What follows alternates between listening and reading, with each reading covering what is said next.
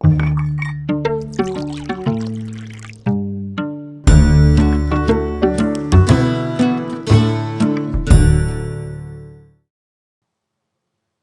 noon to you today on this August day in Columbus, Ohio. I'm Ellen O'Shaughnessy and coordinate the Conversations and Coffee program. And we're delighted to have with us Jessica Matthews, come on, Jessica, who has created a space and a place for creating art in this very city, and that is called PlaceMakes. And it's right around the corner on Cherry Street. And toward the end of our presentation, we just might walk over there. What is this vision? And I just say a few words and you'll take over, huh? What you do by day, however, you serve the Ohio Alliance for Public Health Safety? Yeah. Wow. Yes. Tell us about that, what you do by day. Well, I do, afternoon everyone. I work in public health for all of the YMCAs in Ohio. So I work on a lot of health-related initiatives, reducing childhood obesity, healthier communities such as complete streets, making communities more walkable and bikeable, diabetes prevention, and other chronic disease prevention programs. Amazing, huh? And Jessica rode her bike over today. An example of keeping physical, keeping healthy. And as she has this vision of creating art in our city, in places, she got a grant from the Ohio Arts Council and drew together artists who did murals. The programming helped people with understanding how they could create art too, huh? And that's your vocation by night, you say. By day, you work for the YMCA, and by night, you write grants and transform our city. Thank you for that. You're welcome. That's wonderful. All right, well, take over. Great. And Well, thanks, Ellen. As she was talking to me, I had to ask her if she was related to my friend Mary Ellen, because there's a lot of O'Shaughnessy's around, but I don't want to assume that everyone is related to one another. And they are. Yeah. I really love Mary Ellen. Thank you for letting me speak here today. As Ellen said, by day, I do public health work for all the YMCAs in Ohio. And then by night, my real passion is getting people to look at our city differently and our public spaces differently. So I lead an initiative called PlaceMakes. And PlaceMakes is an initiative under Transit Columbus. Transit Columbus is a local nonprofit in which I sit on the board of, where we work on and advocate for reducing car dependence and increasing alternative ways to move around. So increasing walking and biking, advocating for mass transit. Everyone knows, we're the 15th largest city in the United States without any kind of mass transit. So with that, creating neighborhoods that have active public spaces in them. Creating places for people, right? A place is really, really important when you think about it. A great example, and this is the West Cherry picture of it, and then I'll talk about it in a little bit. But, when you think of creating places, the image on the left, you're not calling your friend or talking to your friend about, hey, let's go over here and hang out. Meet me over here and let's just sit and interact with one another. But when you have this vibrant space that really turns your head and attracts you, essentially seduces you to want to go over and interact and be a part of it, it's a memorable experience, right? This isn't really a memorable experience, a storytelling experience, but this image is. And, place is important because everybody wants a sense of belonging somewhere. It contributes to people's health and happiness and well-being. this was interesting. Does this contribute to people's happiness and well-being, right? I believe this is an image of Spring Street. And this is stressful, and probably the majority of those cars are single occupancy users. So they're isolated and they're anonymous to one another, right? This is a great example. I'm sorry that it's blurry a little bit, but this is a great example I thought of inserting this morning, where it kind of shows you another way of how we should look at streets. So all of the purple is real estate dedicated to cars.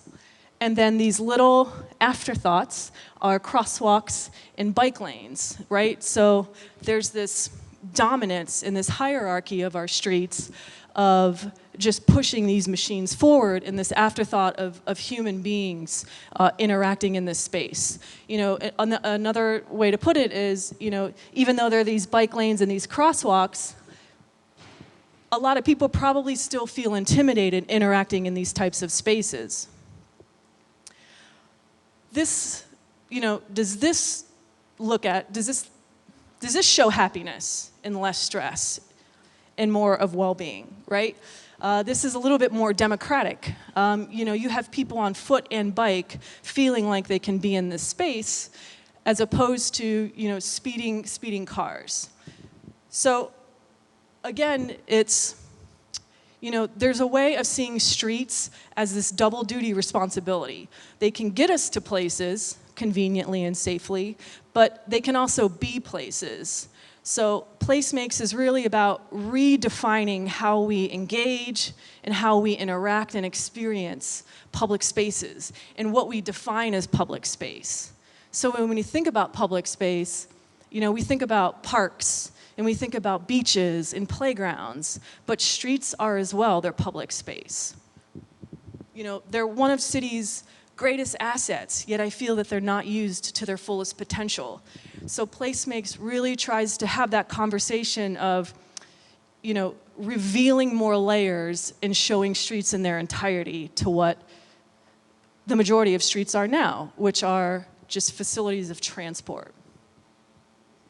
So this is a parklet on the right-hand side, and it's taking a parking space and converting it into a public people space. So you're essentially extending the sidewalk into the street and creating this novel type of public space for people. So we installed the city's first parklet as a temporary project in 2014. We installed it in downtown Columbus for 30 days. We had greenery, we had seating, we had some tables, we had an interactive piece where people can write on the chalkboard. And it was, again, getting this new concept out here in Columbus to open up people's minds about new ways to use and engage in our city streets. It's also referred to as tactical urbanism or DIY city repair. And it's a term that is used to describe temporary projects, low risk, low cost, and again, it's to improve neighborhood and city gathering places. It's getting the community to look at their neighborhood and take this citizen-led approach to create a community in which they want to live and work and play in. This bottom-up approach as opposed to the top-down approach. 5 characteristics of this tactical urbanism PlaceMakes initiative that we work on is this real deliberate approach to instigate change. Again, it's educating the community and doing these small projects where there's a lot of local planning challenges. You always hear that budgets are shrinking, and how do we create new new places that aren't multi-million-dollar projects. And these types of low-risk, temporary, short-term projects are real catalysts for change because they're not multi-million-dollar projects. And when you tell a city this project is temporary, that eases them as opposed to, we want this permanent. So there's this kind of experimental project happening where you're engaging the community and you're getting that buy-in and support both on the private end and the public end.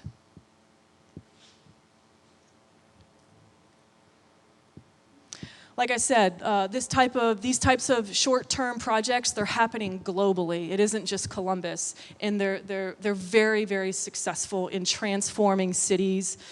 And these are projects that are really seducing people to be outside and interacting with one another and connecting with one another, and increasing the general health and wellness of a community. So the image on the top left, some advocates, some community organizers, they created a protected bike lane, which is a bike lane just physically separated from traffic.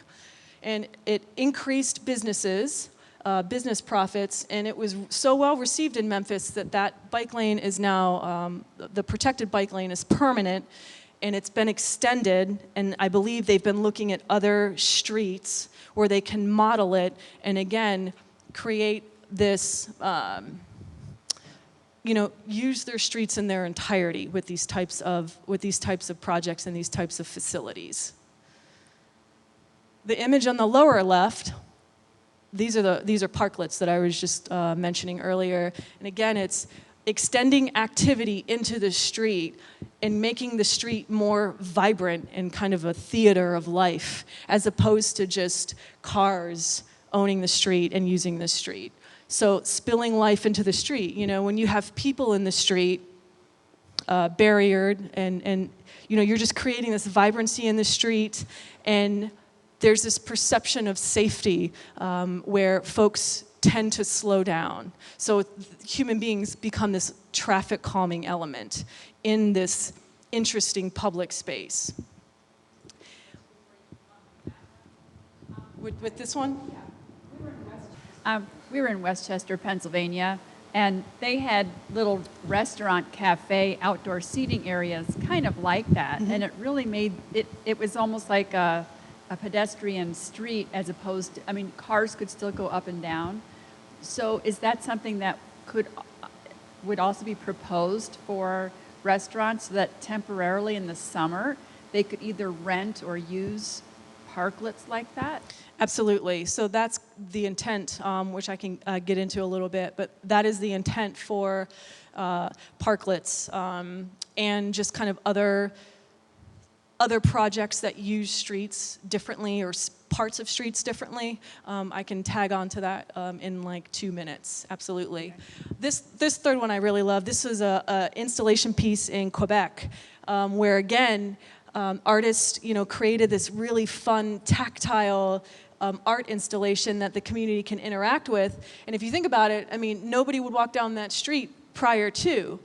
But with these, you have friends calling each other and being like, Mike, oh my God, did you go to the street with these tactile art installations? And it's getting people up and out of the house and walking to and interacting and being a part of their community more. I really, really love what they did, that piece in Quebec. Yes?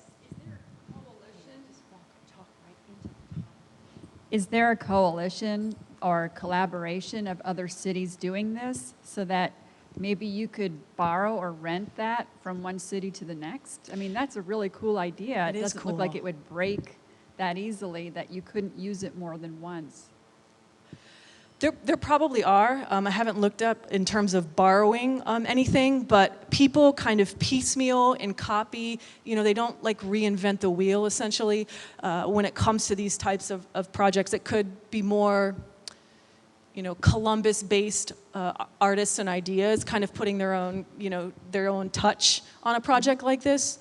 But absolutely, I would love to interact with something like that in Columbus. Yeah. I just think it would be so fun. Sure. And again, it's creating that memorable experience and that storytelling experience that I think is critical. Thanks. I live in Clintonville. Are you familiar with Clintonville? Yes. There's talk now where they're going to build an island in the middle of High Street, just between North Broadway and Torrance. Okay. Where the Wendy's is. That's the top of my street. And it's going to be permanent grass and flowers and stuff in the middle of the street. Great. How's that going to work with the traffic? Well, that part of High Street is really wide. If you look at High Street, if you think about High Street from the short north, and then you go down north into Clintonville, High Street almost kind of V's into this wider linear road. And I think what they're doing is creating a traffic calming element. And also, I don't know if you've noticed, but that street is wide, so it takes a little longer crossing the street. So that space could also be used as a pedestrian refuge. So if people aren't moving that quickly across the street, they stand in that refuge and they feel safe to stay there until the next light cycle for them to continue to cross safely. I think there's going to be another one down near Doddridge, too. Say again? I think there's going to be another one down near Doddridge. Okay. Clintonville is... it's moving and shaking Interesting recently. place. Yeah. Yes, Eugene. In Franklinton, they have large spaces between the streets. They have large green areas, as well as in Dayton. They have that. They have large green areas, but nobody uses it. That's a strange thing. Yeah, green areas. I wonder what green areas. It's a large green area dividing two streets. Actually, it's one street, but they have this green area right in the middle. And it's large, and nobody uses that green area. I don't know why. And they have the same thing. Oh, I wonder, is it in the neighborhood of Franklinton? Yeah, is it on Dakota? Yeah. Is it like this island? Dakota. Yeah. I mean, you're right. I wish more people would use that space. But you're right. I don't see a lot of families live around that area, if it's the same area you're talking about on Dakota. But yeah, it's not used very much. Back to PlaceMakes. So we installed our first parklet, extended the sidewalk, on downtown 4th Street in 2014. And it was very a hodgepodge of materials. I had a very small budget. I really just went to about 11 different businesses, and they gave me between $200 and $250. And I sold them on this idea of, this public space created, this public space for people. And, it wasn't pretty, but I got the general concept out to the public because I felt like it was that important, where I wanted to start that conversation of, it's a different perception of looking at one person parking one car in a parking space as opposed to one space created for people, allowing 13 plus people to sit in that space and enjoy it. So we had plants, we used pallets, we had seating. Again, we created a chalkboard for people to engage and interact on. And it was a success. We had installed it for a month. And actually, the business that we asked to volunteer their parking space, they loved it for the block. And they actually asked us to come back the following year. But the following year, which was 2015, we actually went to Franklinton, and for their urban scrawl, we built another parklet in Franklinton. And as you can see from the first one to the second one, this is like really, mismatched, small budget. And then the second iteration is like, all right, it's cleaner. We're using deck lumber. Yeah. They were able to put some sod down, and it was really, really successful. It was one of the best components from what we've heard of urban scrawl. It gave people a great place to sit and interact and people watch. People love to people watch no matter where they are in the world. Everybody people watches, right? So the third one, that's a head turner, right? You could see no money, some money, more money. So this parklet was part of the grant that I received from the Ohio Arts Council to do 2 public space projects. And so we created this really complex head turner that we learned a lot from. For 2 months, it was in downtown Columbus. And it was outside of Cafe Brioso, and it was the Gay Street Parklet. And it was really important to show and to let people know it was the Gay Street Parklet because it wasn't Cafe Brioso's parklet. The parklets are public parks, public spaces for people. So it's really important to continue to sell that public component. And so with that, you know, with the art-infused component, yeah? Is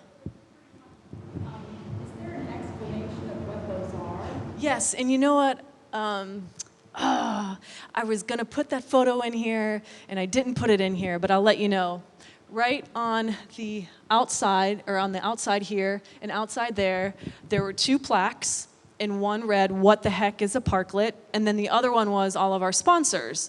And it was phenomenal because whenever we were down there making sure it was clean and watering the planting, this was still while we were installing this photo, you always saw people go up to it and read it. And it was really great, and they were really successful. One thing we learned is we wish we would have made it a little bit bigger, and the word public a little bit bigger. Again, emphasizing the public component. So again, it was an arts grant, so we commissioned a local artist. Her name is Leah Stores, and she did this incredible, she did 2 of them, one on either end, these cityscapes on lithograph. And you had one on the east side of the parklet and then one on the west side. And this was one I took a photo of as I was going down after hours and just making sure it was clean, and the way that the light was hitting it, it was just absolutely gorgeous. We also collaborated and worked with the Columbus Landmark Foundation. Is everybody familiar with the Columbus Landmark Foundation? They're fantastic.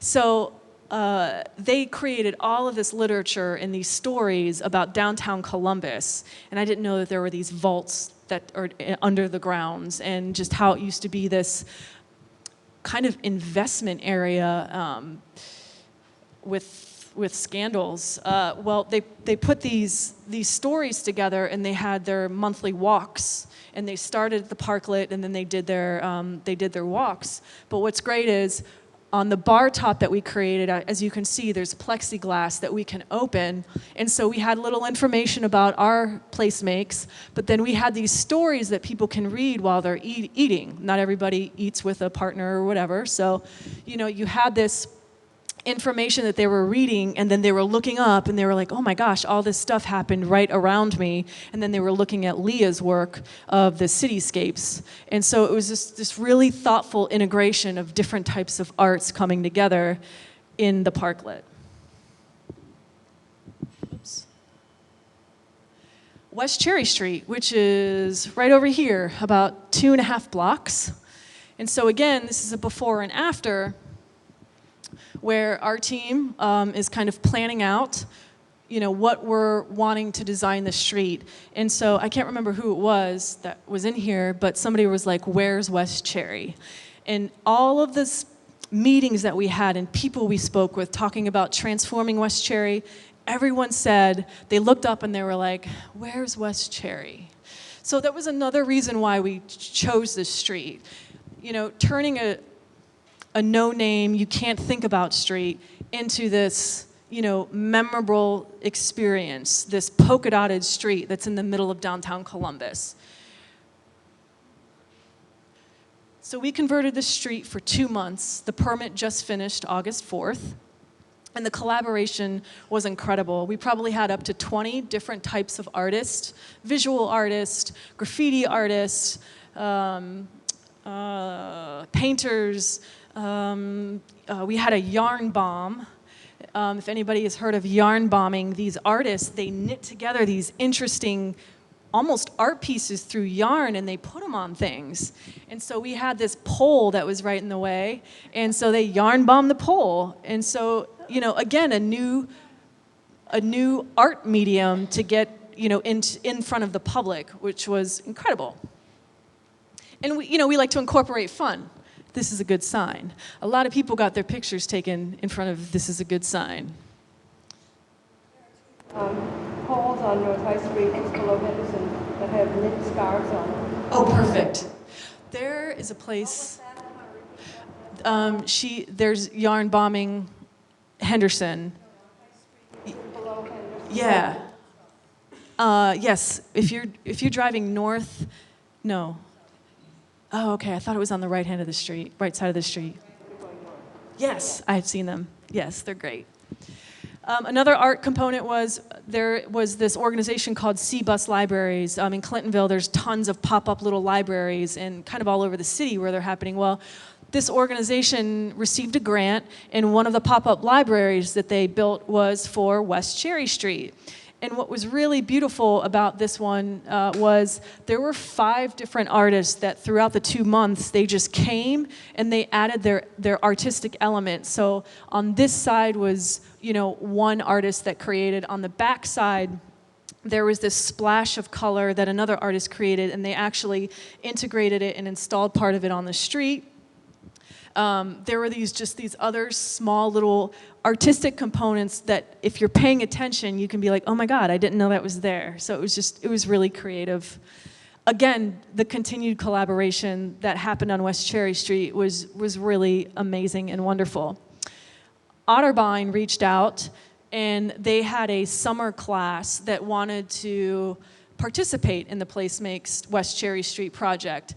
And these are students that are business and marketing and very kind of like,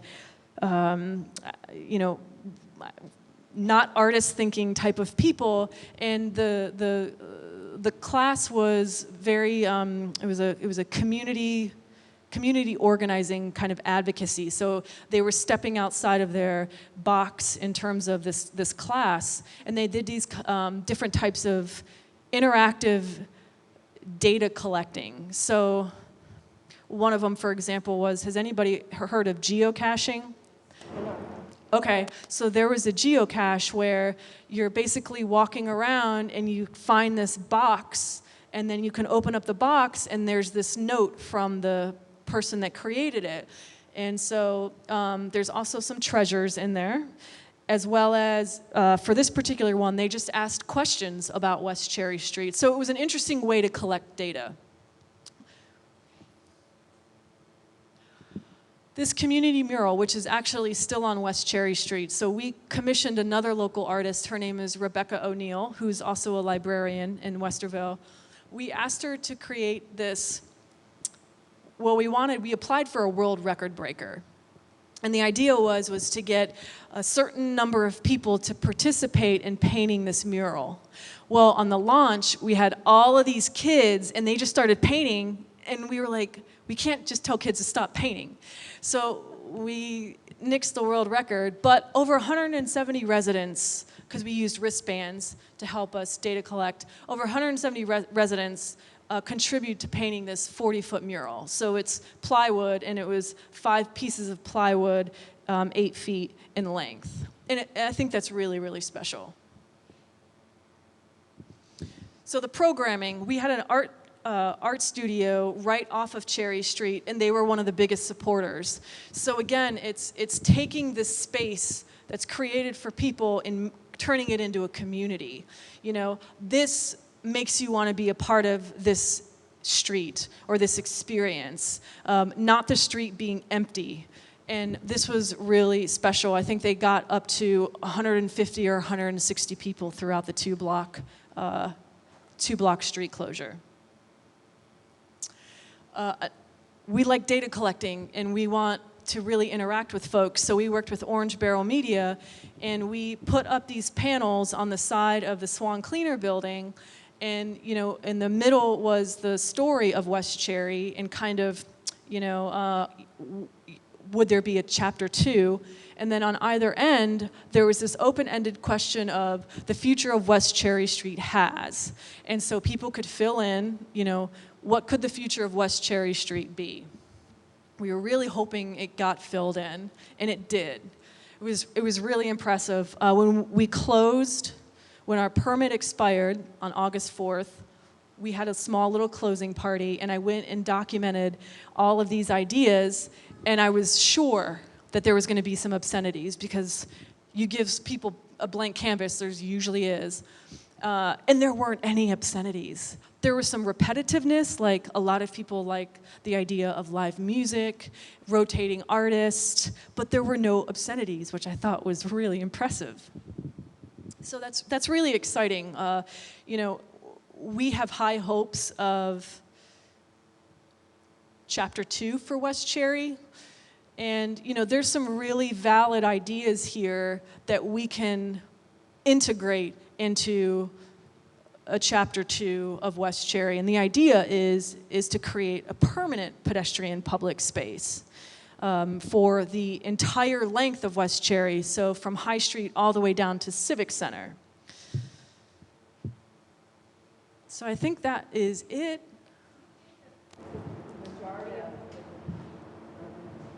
Do you think that the majority of people that were involved with this the whole time that it was open were people that lived in the area, since there's so many more apartments there now? Or were they people that were working there and they're just doing that over lunch hour? Mm-hmm. There were a lot of people that lived there. We really targeted our programming. We targeted promoting and engaging the residents that live there. A lot of our sponsors were actually developers, which was really, really important. And so we funneled a lot of information through folks that had connections to all the residents in the buildings. Like the apartment managers? Huh? Like apartment managers? Correct, yeah. So not only that, but yeah, there's also a lot of more mixed retail happening in offices on top of those. So I think it was a really good mix. But again, our focus was residents because they're the ones living down there. So what is it that you're missing, and what would you like to see? And in terms of the future West Cherry, what works, what doesn't work? Because it's all about, for me, I look at implement first and tweak it later. Because I'm not the professional of everything at everything. It's like, I just want it out there, start the conversation, and how do we make it better? And how could we potentially manipulate it and bring it into a Clintonville, or a Westerville, you know what I mean? Mm-hmm. Yes. Can you go back to that previous slide and read us a few of those comments? Yes. Okay. Love, lots of love. Slip and slides. A CrossFit gym. Water station. One of my favorites was poles to hang hammocks on. I think that's genius. I think that can totally happen. The Pokemon craze, there was like 4 of those. Dog park, cherry trees, which we tried to get cherry trees. They were just really expensive. Cherry trees. Happy hours.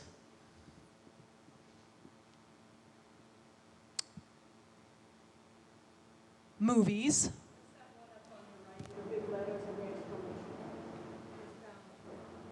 Exclamation mark. Oh, somebody put respect. Pancakes. Public sculptures. Live music with local bands. Plants.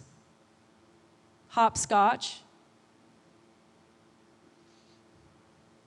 Yeah, this is a smorgasbord. Yes, sir. I just had a question. I'm not sure if I noticed this or not, but is the wooden structure that you have, is like the third one you showed us, that one. Is that in Franklinton right now? Okay. They want it for urban sprawl. Yeah, I was going to ask if there was plans to reuse that. That seems like such an interesting structure. Right? Yeah. And it seems like you could certainly use it again. Yeah. So now it's in Franklinton, not on a parking space. So instead of a parklet, we're going to call it an artlet. I mean, gotta have fun with it. It's got to be another iteration. So, any other questions? My daughter was in Bangkok. She's an engineer, and the day off that they had in the 2 weeks, she said, "We are going to a wooden temple." And I thought, how wonderful that she noticed that it was a wooden temple. That's awesome. It is awesome. I haven't gotten back to her on that, but I thought she has not let go of the artist in her in the midst of being an engineer. She took photos, right? I haven't seen them yet. Okay. But good question. Right. Uh-huh. Yeah. We have another question here. Well, more of a comment. Okay, sorry. I'm familiar with every one of those instances that you showed me there. Okay. And what it so reminds me of is my childhood. I grew up in a small town up in Trumbull County. And all the stores, the little stores, had a park bench out in front. And I would sit there as a child and listen to World War I veterans tell their stories, you know, and it was, I mean, it enriched me. And so this, what you're talking about, would do the same thing to our city. And there's so few places around here that have park benches. The State House is about the only place that does. Well, I live out in Franklinton, and the hospital there also has those benches. And it's interesting to even walk up there and talk to the people sitting there, you know. People's lives are so rich in stories, you know. Agreed. And now what I'm wondering is, do you have an active movement to do this? I mean, I've seen what you've done, and it's wonderful. Thank you. You know, like this Gay Street thing, I've even sat in that, you Yay. know. And, I mean, it's wonderful. But what I'm saying is, what are you doing now for the future?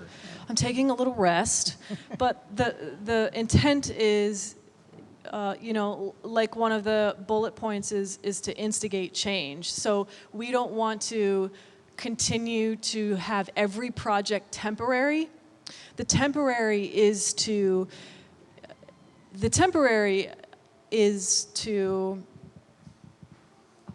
ease the city and the people. You know, when you talk about taking away real estate in the street, it gets really controversial.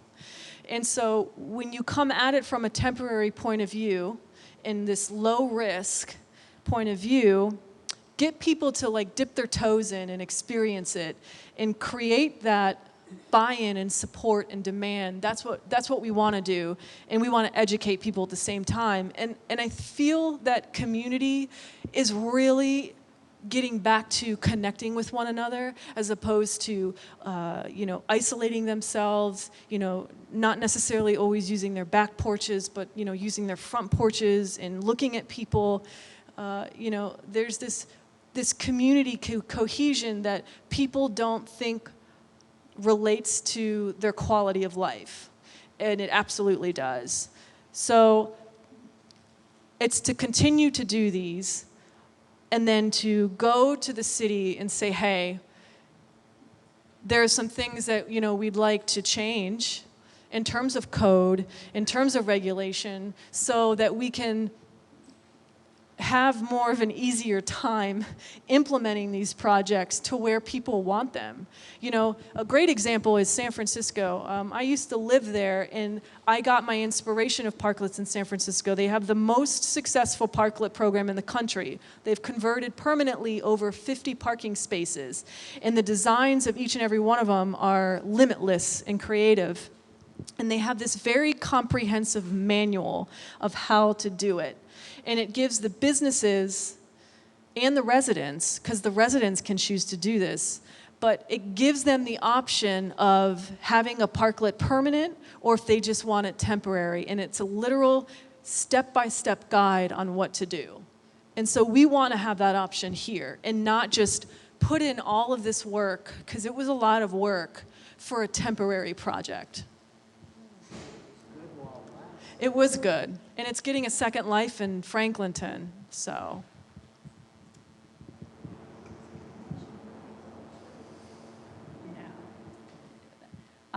In Dublin right now, if you haven't been there recently, they're in the middle of revitalizing, well, not even revitalizing, they're almost constructing an entire new city. Oh, yeah. On the other side of the river of the historic district, which has been the gem of, and what they've considered the core of their city.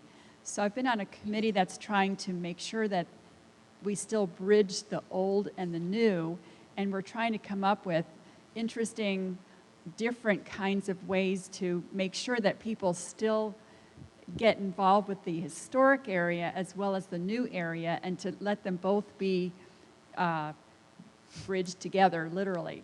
And there's a pedestrian bridge. I mean, there are all sorts of things happening, but they've already had a yarn bomb. They're doing street bazaars, you know, markets and things like that. But this kind of idea, the thoughts and everything were the temporary installations, and so that something's always happening, that you should go down there and something's probably going to be occurring. So this kind of a thing would tie right in so that There's my email. Okay, I'm going to take it down. Awesome. Yeah, we'd love it. And you want to say that you have been integral to painting the murals in Dublin, right? Yeah, and we saw them. They're wonderful. Awesome. Yes. I came in late, so you probably talked about this, but I was interested in what component of the city do you have to deal with? I mean, is it various? What component of what? The city of Columbus. What component of the city? We dealt with a lot of components of the city. We dealt with, in reference to like the departments? Well, yeah. Yeah, so we dealt with the planning department. We dealt with public service. We dealt with recreation and parks. We dealt with the downtown commission, the arts commission, traffic management. We dealt with a lot. Yeah. Most of us who just live here, you know, I assume feel like they're just parking lots everywhere. You know, they're just eyesores all over. There's no vitality, there's nothing happening, there's no life, they're just cars and lots. But from a developer's point of view, hard for me to understand though, is that there's a shortage of parking. You know, they're constantly addressing that. And for every parking lot that gets converted commercially, there's one just across the street here, I noticed, you know, they're building parking garages. So I wondered the pressure from developers, you know, and the business components of the city, how do you, I mean, you have to counter that with the potential life and liveliness that, I mean, big picture, that you bring to the city, which in essence would help business, but that's sometimes a hard sell. It is really hard. Again, taking away real estate of space that has been owned for 60 plus years, it's a really difficult, it's really, really, really challenging. I think that's why, you know, Transit Columbus, I sit on the local Transit Columbus board, and I think that's why really talking about and supporting and advocating for different ways to move around is really, really important, because you can't build yourself out. You build out, it's just going to induce more, you know, and I like to hope that people are beginning to see that. You know, it's a Band-Aid on an artery bleed. And I think with developers, the surface lots they're a terrible eyesore. And I'll let you know, the majority, like if you think about the surface lots, say like in this area right now, everything's been purchased. So you're going to see a huge transformation, I would say, within 3 years of this area. And I think what they're more looking at is stacking. And how do you do the stacked parking? You know, down in the Short North is a perfect example. They're building stacking garages. And I think that, you know, we do have to be aware of the ownership of cars that people are dependent on, but we also have to push the envelope and create other ways for people to move around, because people young and old, they don't want to always get in their car and take it out of the garage and drive 2 blocks and find parking. Somebody in here said he was looking for parking for 20 minutes. I think it was you. And pay for parking. You know, people want amenities close to them, and they want to be able to walk or hop on the bus or hop on their bike. So it's a delicate dance, but it doesn't mean that we're not going to do it. For me, there's a sense of urgency of changing the landscape and how we use our streets. I agree completely, but I was just interested in the resistance, you know. There's resistance. And what that resistance is like, and what avenues you use to, because that turf, you know, that literal turf is something that's, you know, when it can be translated into dollars and the community's interested in, you know, in that kind of economic development, how do they understand the other kinds of human development in the long run will, are not only compatible but are necessary. Right. To, but that's a big picture kind of issue, and it is, and that's hard. all you can do is experiment, right? So now we have a story to tell. We have data that we've collected. We have businesses that can absolutely speak highly of what this transformation did, of what the parklet did. So when you get the support from not only residences but the business owners, because the business owners are a really big challenge as well, you begin to break down those barriers of the car making your profit, not the human being making your profit. So, how much more business restaurants would have downtown with this wonderful making of place? Because to think about going to eat downtown, to find a parking place, to do what it is that you'd like to do just to relax, it just isn't there. But to be able to walk into a restaurant, kind of a la Paris, just having it all there is such a wonderful vision for downtown Columbus. it is. Oh, yeah. It is. Thank you for making the place in your vision. Yeah, you're welcome. I hope there's more, in other communities. Oh, yeah. When I'm in Manhattan, it's always nice to walk down the street and basically see a nice little park right next to all the high rises. Walking in Manhattan, you go by the high rises and all this, and there's a nice little park every couple blocks. Mm-hmm. It's just gardens and this and that, and basically, we are in the mindset of the 50s. Yep. Shopping centers, parking lots. Shopping centers, parking lots. Great. Columbus was one of the first shopping centers in the world. Here, Casto, he built the first shopping center. I think it's out east, and then it was Great Western and all that. But that was in the 50s. But we have to have a new mindset. We do. And basically, the envelopers and all that has to think health, because just look at our society. They're getting, I hate saying, a little bit obese, because they don't walk. You go to Europe, you don't see what we see here.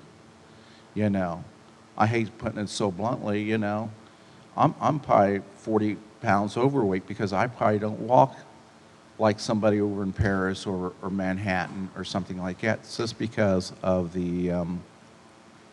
we're so dependent on a vehicle. Yeah, I mean, there's a lot of variables that contribute to that, and that is one of them. And again, you wouldn't think that these kinds of projects activate people to walk and bike, but they actually do. We're still kind of in the infancy of, say, parklets. We only have done one street, but there's business cases out there where, when you're creating all of these active, interesting, vibrant nodes in different communities, that picture that I showed you with that tactile, fun little tentacle art piece, there's things that people talk about that bring people out and make people walk out into their community and engage and interact, which is really important. Again, I go back to the quality of life. I want a quality of life where I do not have to drive my car everywhere, and it's just the way that I want to live, and I want interesting places and interesting things to do that keep me outside. And I'd like to believe that other people feel similarly. They don't just want to constantly be inside. And so, this is an initiative where we can have those conversations and figure out, what works and what doesn't, and just move forward into, again, a better balance of using public spaces.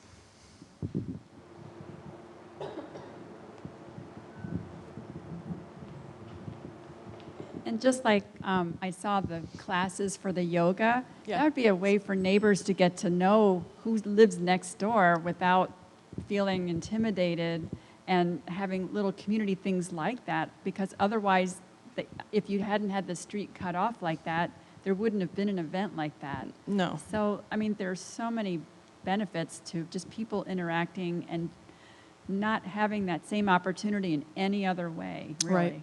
Exactly. Yes. Was that yoga event organized or did it just happen?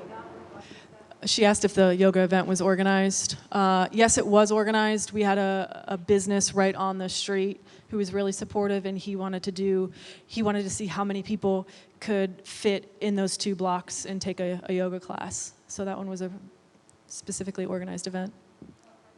Something about Budapest. There's a bridge that is not used. In Budapest, there is a bridge that is not used, and it is simply changed for yoga classes. Huge yoga classes. Oh, wonderful. In Budapest, Hungary. On the bridge? Yeah, on the bridge. That's memorable. Yeah, I saw it. It was really Cool. good. Budapest, Budapest. yoga class, a huge yoga class. Cool. Well, speaking of outside, what do you think, Jessica? Do you think those who would It's really could up to the follow team. you? Yes. It's soupy out, but if anybody, yes, you do have to swim. If anybody is interested, West Cherry Street, even though the permit ended, the street is obviously still painted, and then that community mural I showed you is still there, so you could still see the paint job that we did and how it did transform that area. Well, maybe for those who would be interested, we could follow you, huh? Okay?